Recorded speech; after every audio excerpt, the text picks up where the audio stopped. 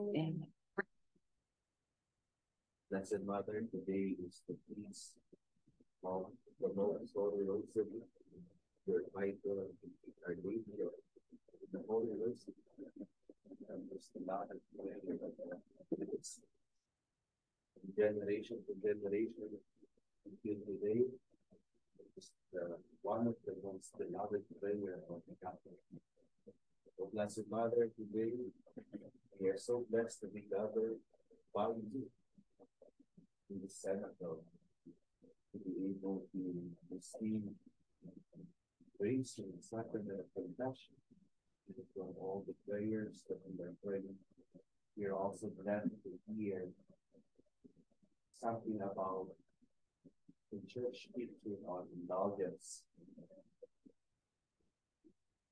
Please pray for us that whatever we discuss this morning will be beneficial for our faith, now and forever. Mary, to the grace the Lord is with you, blessed are you among women, and blessed is the fruit of thy womb.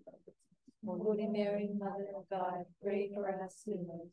Spread the effective grace of thy flame of love over all humanity, now at the hour of our death. Amen. Our Lady of the Most Holy Rosary, Pray for us. and of the Father, and of the Son, and of the Holy Spirit. Amen.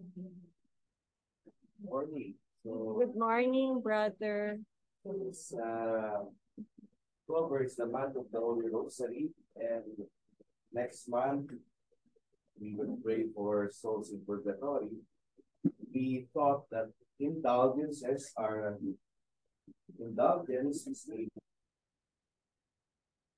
So, baka yun ang isipin natin. Old-fashioned na yung indulgence. Ayan, kumpas na. Pero, So, pag-uusapan po natin ngayong araw yung tinatawag na indulgence kasi talagang very beneficial ito sa atin. Itong very rich itong teaching na ito ng indulgence sa atin ng simbahan. Ang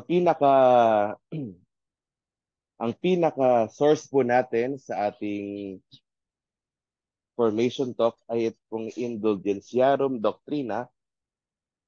Ang tawag dyan ay Apostolic Constitution by Pope Paul VI. There are different writings of the Pope. We have encyclical, we have apostolic letter. But ang pinaka-weighty, ang pinaka-mabigat na we are asked to believe ay yung Apostolic Constitution. If they have to reform something, the Pope will write it through Apostolic Constitution. Ulitin ko po, may apostolic letter, merong encyclical. There are different writings of the Pope. Ang pinakamabigat sa kanila that as every Catholic to believe is yung Apostolic Constitution, to which this teaching falls into the category of Apostolic Constitution by Pope Paul VI, January 1, 1967, Indulgentiarum Doctrina. Before I was given this topic, I was not fan of indulgence. No? Talagang hindi ko yan siya masyadong type kasi tainted na rin siya ng protest ni Martin Luther. No? Yung indulgence that you cannot sell salvation. But I was surprised to find out that Pope Paul VI warned us later on at the last part of the letter, warning of excommunication for those who would not believe this doctrine of indulgence. So now, let us go first to the biblical foundation, scriptural foundation of this. On Matthew chapter 28, verse 18, Jesus said, "All authority in heaven and on earth was given to me." And what was given to Christ, he entrusted to the church. In Matthew 16:18-20, "Simon, you are Peter, and upon this rock I will build my church." Hindi siya huminto sa pagtatayo ng simbahan sa pamamagitan ni Pedro, sa pamamagitan ng pananampalataya ni Pedro. Hindi siya huminto sa pagbibigay ng susi ng kalangitan kay Pedro o sa buong simbahan sa pamamagitan ni Pedro. He said, a very strong statement, whatever you bind on earth shall be bound in heaven, whatever you loose on earth shall be loose in heaven. Ano man ang iyong magiging turo, ano man ang iyong magiging patakaran dito sa lupa ay magiging patakaran sa langit. No?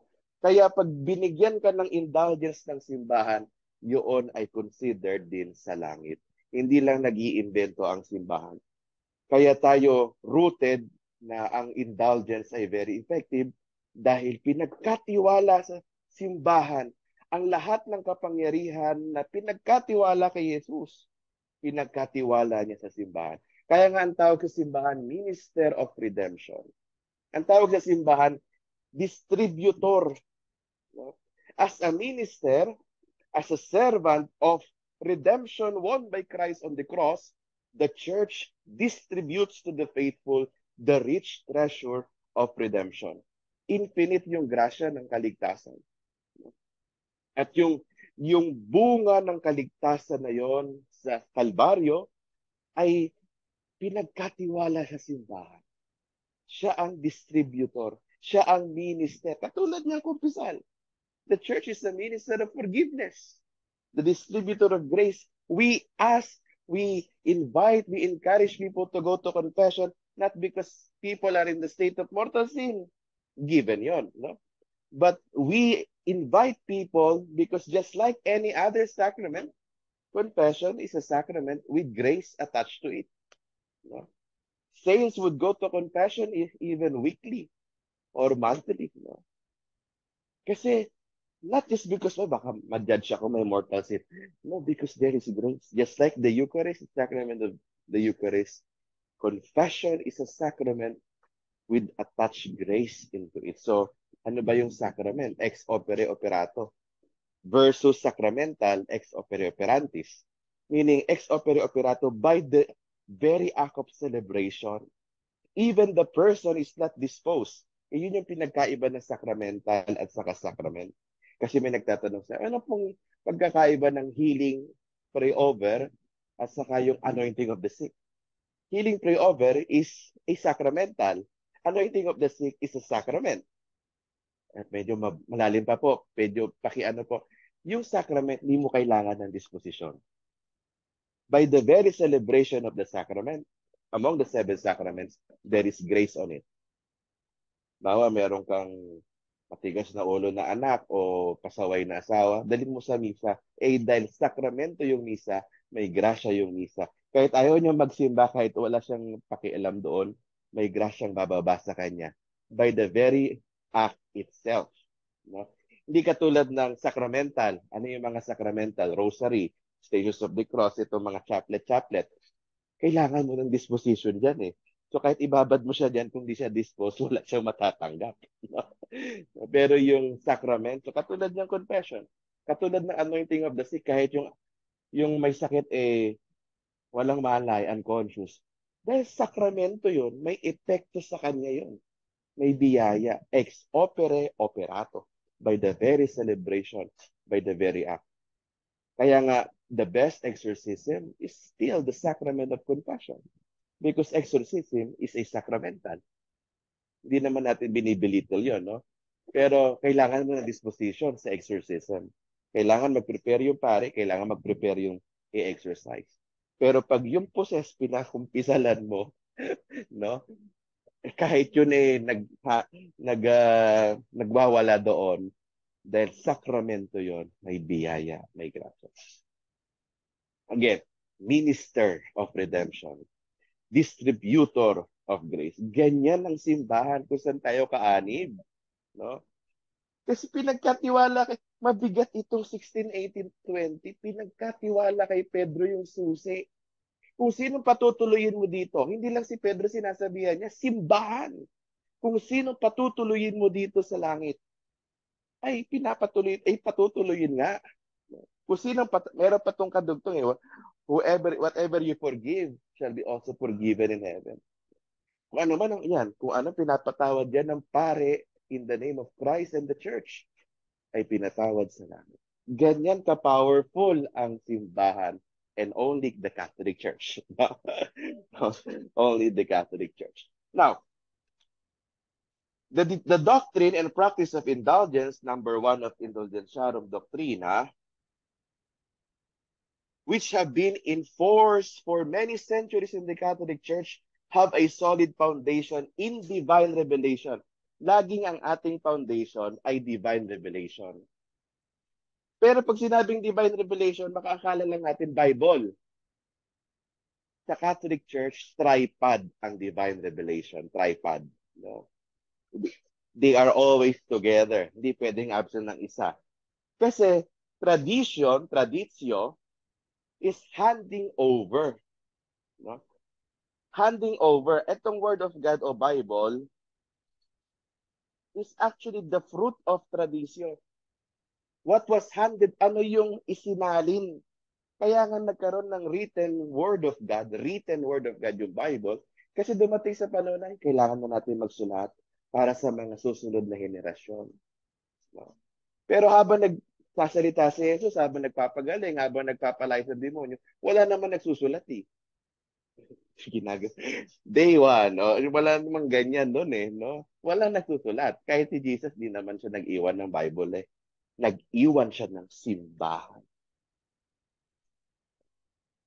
At itong simbahan na ito, pag sinabing eklesiya, hindi mismo yung building, but a community of believers. Gathered community of believers. Pinagsamang mga mananampalataya. At yung mga pinagsamang mananampalataya ang nagsasalin ng pananampalataya sa mga henerasyon. Yan yung traditio. Traditio in Latin means handing over. Pinamamana. Yun ang tradition. Pinamamana. Kaya minsan pangit sa pandinig ng iba. Masyado kayong tradisyonal, wala kayong Bible. Hindi ho. Ang Bible ay bunga lang ng tradisyon. Yung mga pinagsali-salin, yung mga pinamanang pananampalataya, isinulat at hanggang ngayon meron tayo. Tapos itong Bible na ito, merong official interpreter. Magister from Latin is teacher. Magisterium. Kaya ibig sabihin, official teaching authority of the church. Hindi pag nagbukas ka ng Bible, ito ibig sabihin. May magtuturo. Kaya tayo, One Holy Catholic and Apostolic Church. Balik tayo sa One Holy Catholic and Apostolic Church, yung 4 na karakteristik ng simbahan. Maraming pwede mag-claim one church sila. Maraming pwede magsabi Holy Church sila. Maraming pwede magsabing Catholic sila kasi universal. No? Pero only us can claim that we are apostolic. Pag sinabing apostolic, pwede mong i-trace sa mga apostoles. No? So, yun ang pinaka-strong character ng simbahang Katolika. No? One Holy Catholic and Apostolic. Pag pumunta ka sa Holy Land, o sa Vatican, o sa kung saan man na may buto ng mga apostoles, caretaker ng mga buto na yan, mga relics na yan, ay Catholic Church. So, One Holy Catholic and Apostolic. So, Magisterium, official teaching authority of the Church. Hindi mo pwede sabihin na, eto na yung sinabi. Kaya sa mga Protestante, wala silang magisterium. They can open the Bible and interpret it on their own, tapos they can build their own church. So sa atin, hindi ganon. So we always follow what the Sino tong magisterium?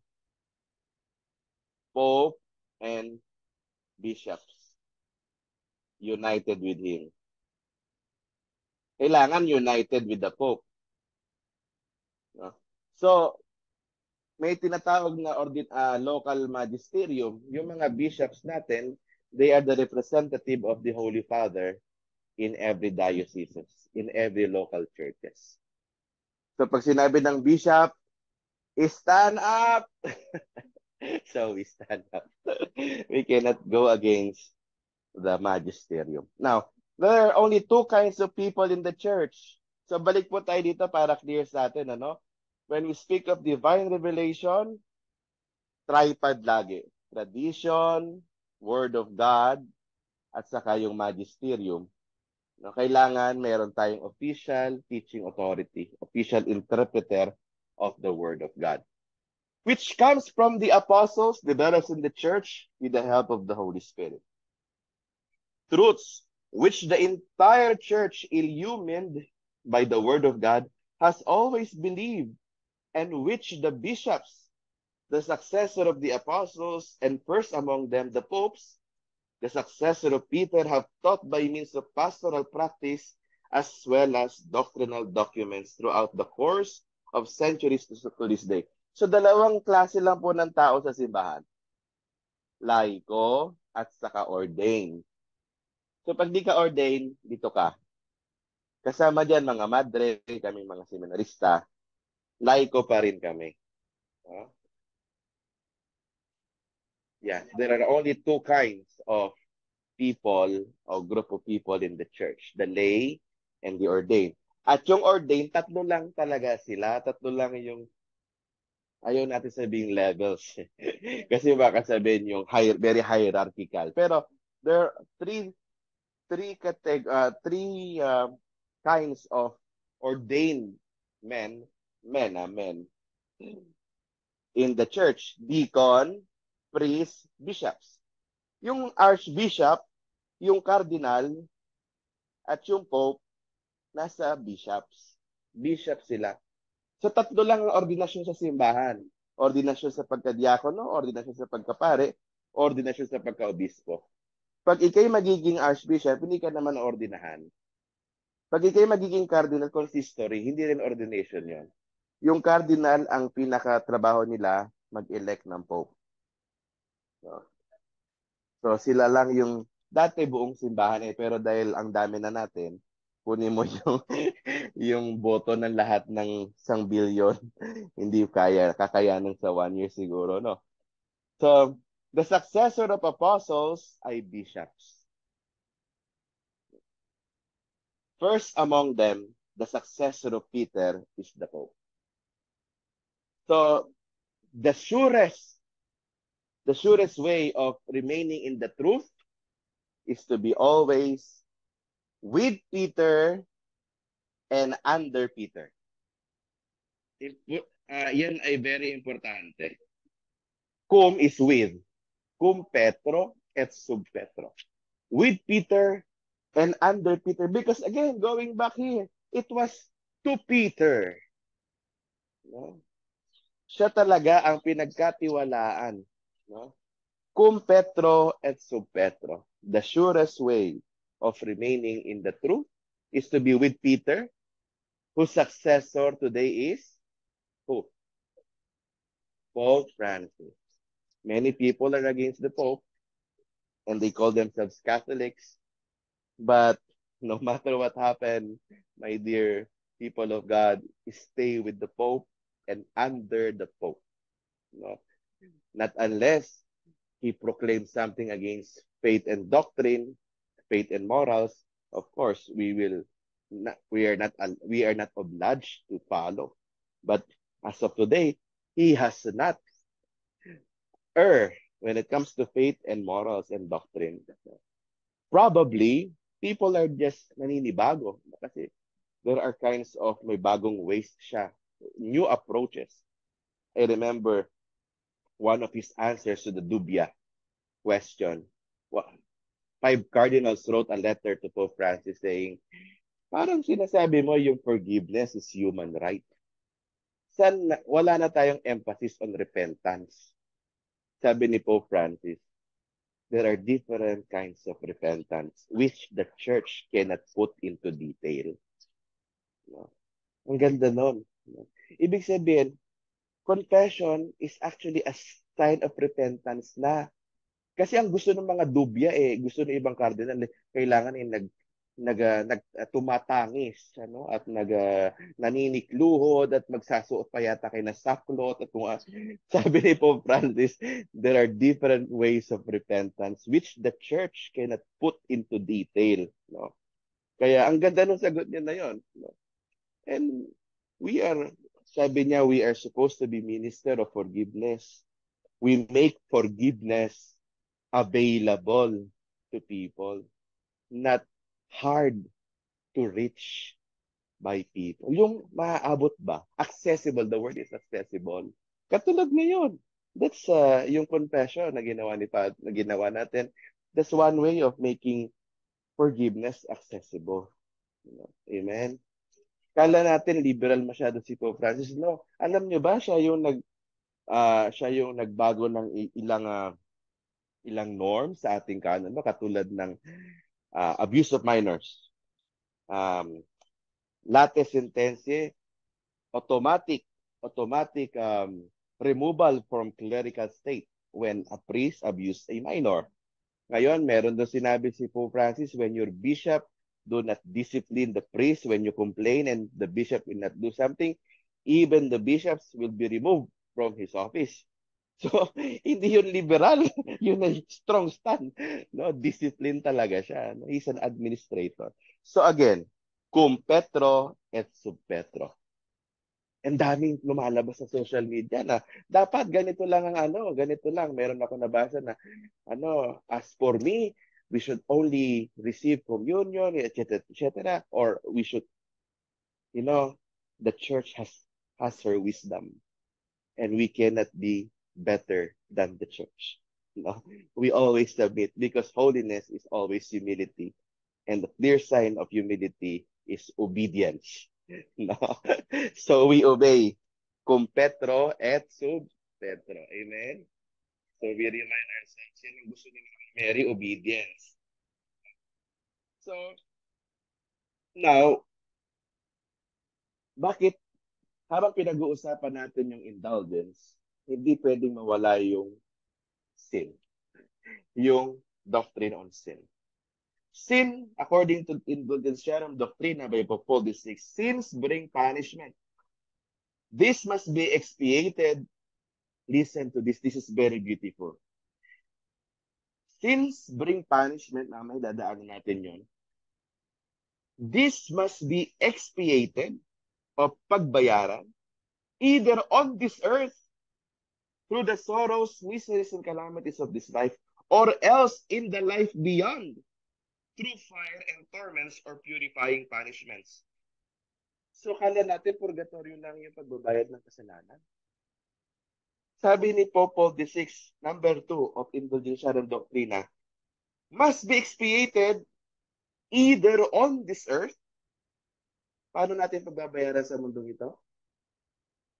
Yung mga kasalanan natin. Sorrows, miseries, calamities. So, wag sayangin. Pag ikay may pinagdadaan ng hirap, hapdi, hinagpis, pagsubok, miseries, may miserable kang pinagdadaanan. Kalamidad, pati pala yung kalamidad. No? Nabaha ka, no? Nabagyo ka. Pati pala yun, pwede mong ialay bilang kabayaran. Ano naman yung kabila? Or else in the life beyond through fire and torments. Now, I ask you, where do you want to pay?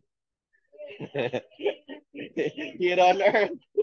O kaya, dito, given na yung sufferings dito Given na yung miseries, given na yung sorrows natin, huwag nyo na nasayangin.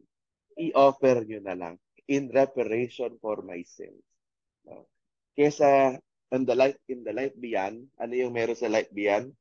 Fire and torments. No?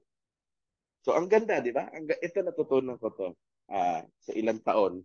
Habang piniprepare ko lang to, ito yung isa sa talagang tumalima sa. Ito yung isa sa nag-touch sa akin. So I've been hearing, don't waste your suffering. I've been hearing that from Father Bing and our priest. Pero this time, talagang grounded ito sa teaching ng simbahan na pwede palang i-offer yung paghihirap as expiation, reparation. These punishments are imposed by the just and merciful judgment of God for the purification of souls. So pag pala may pinagdadaan ng kang hirap, look at it as purification. May nililinis sa akin ng Diyos. Whenever we suffer, in the positive side, something better is being produced in us. You become stronger. You become wiser. You become closer to God. Amen. Amen. Sabi ni Padre Pio, ang ganda ng sinabi ni Padre. Meron akong sinave dito na sinabi ni Padre Pio. Sabi ni Padre Pio, blessed is the crisis that made you grow, the fall that made you gaze up to heaven, the problem that made you look for God. Basbasan mo yung problema mo, yung krisis mo, na pinalago ka. No? Yung pagbagsak mo, na pinatango ka sa langit. At yung problema mo, na pinahanap sa iyo ang Diyos. Apakaganda. Mas maganda sa Tagalog. So, sin causes perturbation in the universal order established by God, transgression of divine law, destruction of immense values to the sinner himself and to the community, disregard of the friendship between God and man. Sin, in short, is an ungrateful rejection of God's love. Rejection niya ng pagmamahal ng Diyos. It is therefore necessary for the full remission, or we call it reparation for sins, to re-establish that friendship with God and to reintegrate that order by which sin has destroyed.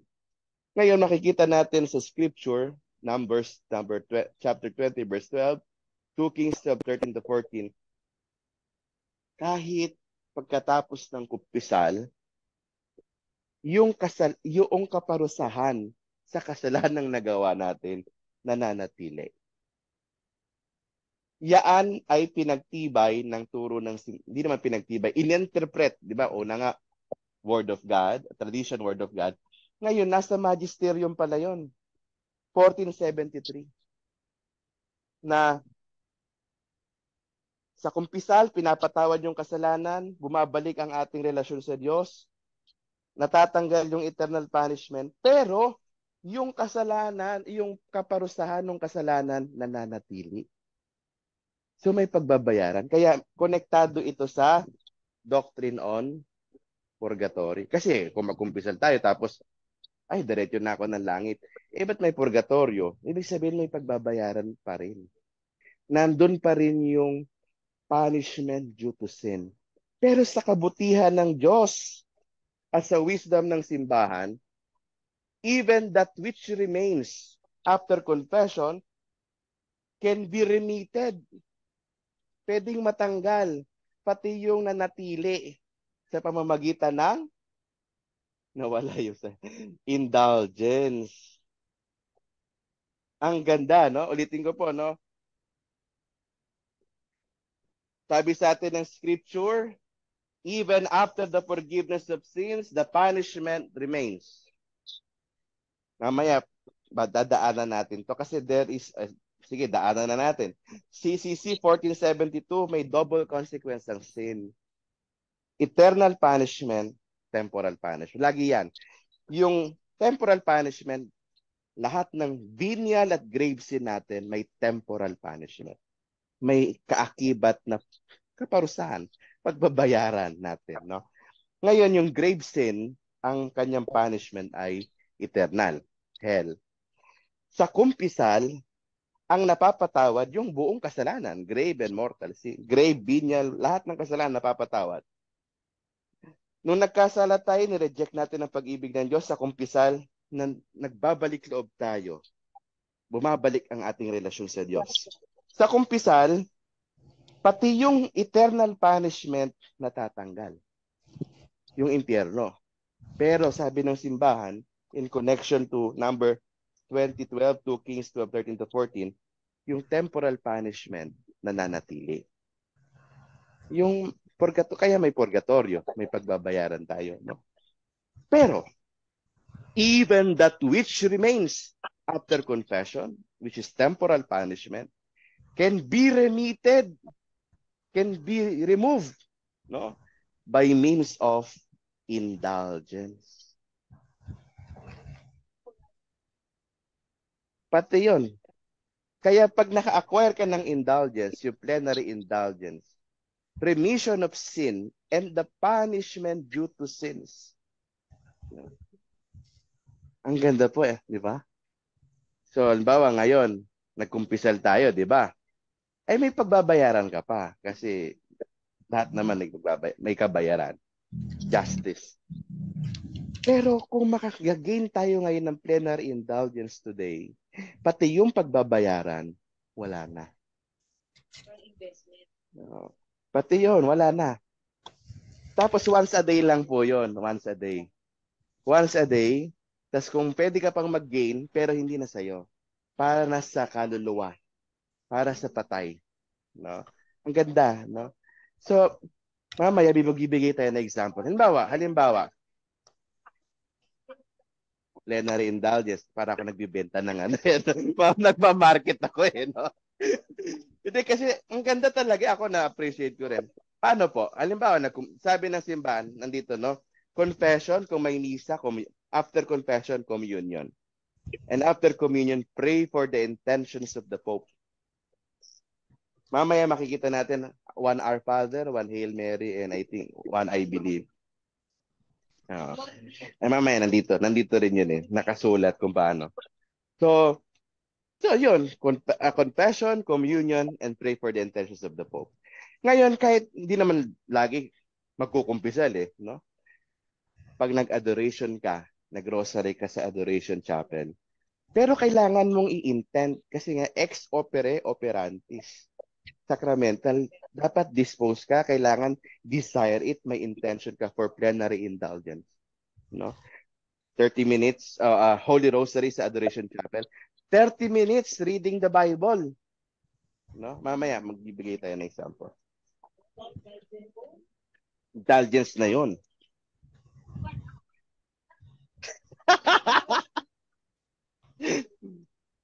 Sa kaluluwa na. Now, kaya ulitin, ang nagpapatunay that the punishment remains even after confession, even after we have been forgiven, is yung doctrine ng purgatory.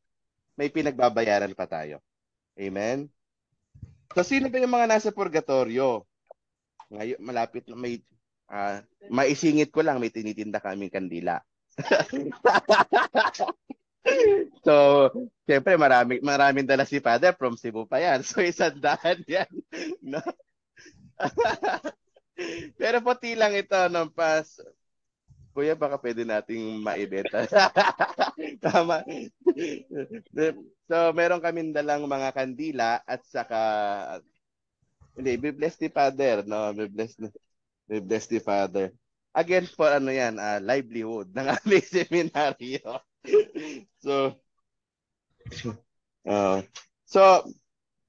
Sino yung mga nandun sa purgatorio? Yan yung mga namatay na nagsisi, na napatawad. Pero nililinis pa sila. Yung mga nasa purgatorio, hindi sila pupunta na impyerno. They are on their way to heaven. No? They are on their way to heaven. They are just being cleansed. They were forgiven, but before entering the kingdom of God for eternity, they have to be cleansed or purified for it. Pag meron kayong mga may sakit na mga nanay, tatay, mga matatanda, tell them. Naririnig ko sa kanila yan Purgatory mo na yan. Yeah. It's your purgatory. Naririnig ko yan sa mga elders Purgatorio mo na yan. Ito na yung purgatorio ko. Yeah, misery, sorrows, sufferings. Now, so malapit na po tayo kasi si Father Aynan. Malapit na po tayo for the pray-over. Last 5 to 10 minutes. So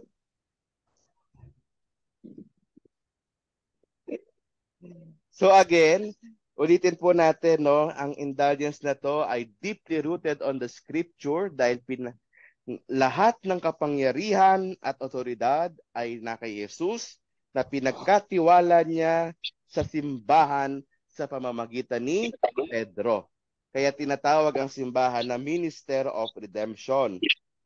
Siya ang taga-distribute ng ng bunga ng kaligtasan sa krus. At again, sabi ni Pope Paul VI, the Church condemns with excommunication those who maintain the uselessness of indulgences or deny the power of the Church to grant them. So pag di pa tayo maniwala dyan, so we are being warned by Pope Paul VI. Ngayon, makikita natin doon sa mga prayer cards, 500 days indulgence, 300 days indulgence. Wala po yun. It was abolished by Pope Paul VI. So there are only two kinds of indulgence, partial and plenary. Partial, part lang, no? Hindi yung buo. Plenary, yung buo mong kasalanan. At yung kaparusahan ay mapapatawad, mawawala. Okay? So ano po yung tanong natin kanina, no? In conditions for plenary indulgence, confession, communion, prayer for the Pope. Ang prayer for the Pope, yun, prayer for the Pope. Prayer for the Pope, number 10 of these norms and indulgences. Prayer for the Pope is satisfied by reciting one Our Father and one Hail Mary. So hindi pala mahaba. One Our Father lang and one Hail Mary. You already satisfy the requirement for praying for the intentions of the Pope. Okay? So the faithful who use with devotion an object of piety, crucifix, tilma, rosary, scapular, model, blessed by any priest, can acquire a partial indulgence.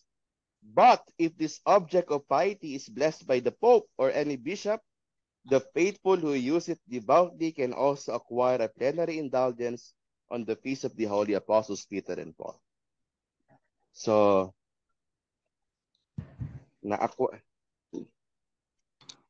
nadaanan na natin ito lahat, ano? So, last na ito yung samples of indulgences. Examples of indulgences. Plenary. 30 minutes holy hour of adoration. 30 minutes. A day. A day. Sa November 1 to 8, pag bumisita po kayo sa sementeryo at nagdasal, meron pong plenary indulgence. Pray and visit to the cemetery, November 1 to 8. Meron pong plenary indulgence. 3 days retreat. Mag-retreat na tayo bukas. Pag 3 days retreat, plenary indulgence din pala. Rosary in the Adoration Chapel. Sa harap ng Blessed Sacrament. Sa church, pwede rin. Basta may Blessed Sacrament. Nandun si Jesus.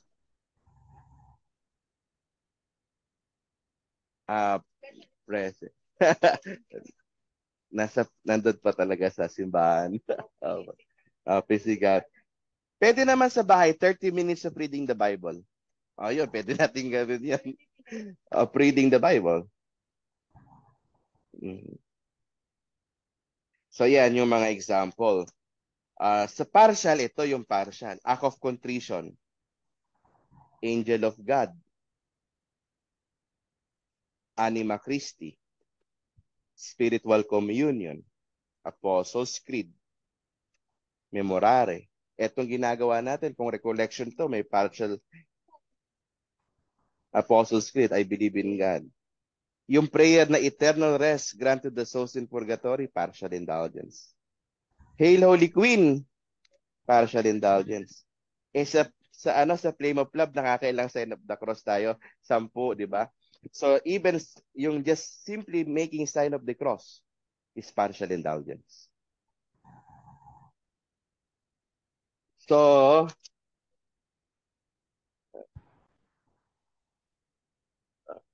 okay, so I think that's it. Any question? Sige po. Then we will have pray over, and then we will have lunch. Thank you. Thank you so much din po. So much richness.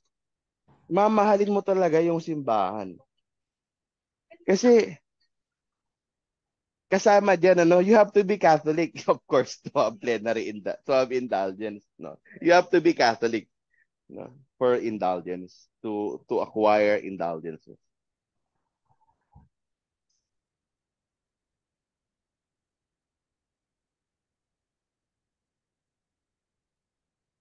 Mm.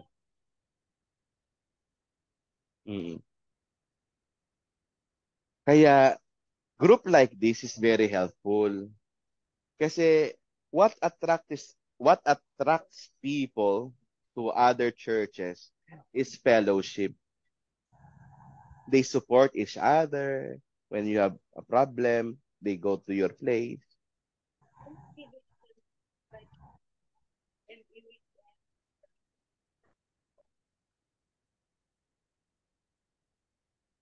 I'm yung recollection meron siyang partial indulgence. Yeah, partial indulgence. But if you can obtain plenary, then obtain plenary. That's halimbawa, I obtained plenary indulgence today. Yung nagawa kong kasalanan before today, yun yung napatawad at yung lahat ng kabayaran. Kung magkasala ako bukas, is another yon. Kaya ko naman mag-plenary. Last night, yung kahapon, no, after ng vigil namin, first Saturday, natapos kami mga 3 a.m., ganyan. Si Father nasa Cebu going to Manila. Ako nag-vigil ako sa Cubao. Doon kami natulog sa Aeropark. So nakamotor ako. Nakamotor papunta rito. Maliit lang yung motor. So dahil madaling araw, nandiyan yung mga truck sa gilid, ano. Sabi ko, mamamatay na yata ako. Ninervyos din ako. Kasi pag maluwag, mabilis, ano, tapos ang lalaki ng truck, tapos may nagkakarerahan yung mga kotse. Sabi ko, kung mamamatay ako, kung maa-aksidente ako, Lord, diretso nyo na po ako. Sabi ko gano'n. Kasi, first Saturday. Tapos, Feast of the Holy Rosary. Nakapag-umpisal ako, nakapag-misa ako. Parang wala naman din akong anak, asawa, ganyan. So, kumbaga, I'm so excited. Sabi ko, kung talaga, divine mercy na rin ako. If ever I'll meet an accident, kasi nga parang kung ano rin ng mga nasa daan kaninang madaling araw. I'm ready to die and sabi ko, take me now. Sabi, if I'm going to meet an accident, sabi ko gano'n. Nakakatawa lang na gano'n yung iniisip mga bumadali. Habang nagbabiyahe, kapag ako na accident, dire-diretso na to. Sabi, ayokong gumastos. Okay? Glory to the Father, and to the Son, and to the Holy Spirit.